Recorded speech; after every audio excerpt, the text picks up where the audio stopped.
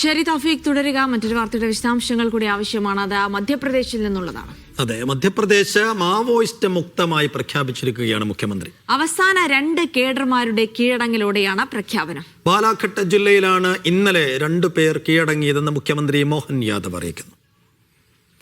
തൗഫീഖ് അസ്ലം അതിന്റെ വിശദാംശങ്ങൾ നൽകും. തൗഫീഖ്, അങ്ങനെ മാവോയിസ്റ്റ് മുക്ത സംസ്ഥാനമായി മധ്യപ്രദേശ് മാറിയിരിക്കുന്നു.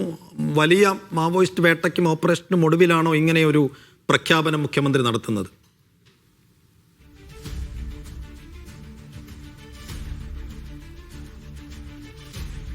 വലിയ രീതിയിൽ മാവോയിസ്റ്റ് സാന്നിധ്യമുള്ള ഒരു സംസ്ഥാനമാണ് മധ്യപ്രദേശത്ത് നിന്നാണ് നേരത്തെ റിപ്പോർട്ടുകൾ പുറത്തു വന്നിരുന്നത്. ആ ഒരു സംസ്ഥാനത്താണ് ഇപ്പോൾ മാവോയിസ്റ്റ് മുക്തമായി മുഖ്യമന്ത്രി തന്നെ ഒരു പ്രഖ്യാപനം നടത്തിയിരിക്കുന്നത്. കഴിഞ്ഞ ദിവസമായിരുന്നു അവസാനമുണ്ടായിരുന്ന 2 കേഡർമാർ പോലീസിന് മുന്നിൽ, സേനയുടെ മുന്നിൽ കീഴടങ്ങിയതെന്നാണ് മുഖ്യമന്ത്രി മോഹൻ യാദവ് മാധ്യമങ്ങളോട് പറഞ്ഞത്. ഈ 2 ആളുകളുടെ കീഴടങ്ങളോടുകൂടി മധ്യപ്രദേശ് ഇത്തരത്തിൽ മാവോയിസ്റ്റ് മുക്തമായി താൻ പ്രഖ്യാപിക്കുകയാണ് എന്നാണ് മുഖ്യമന്ത്രി പറഞ്ഞത്. ബലേഗഡ് ജില്ലയിലാണ് ഇന്നലെ 2 പേർ കീഴടങ്ങിയത്.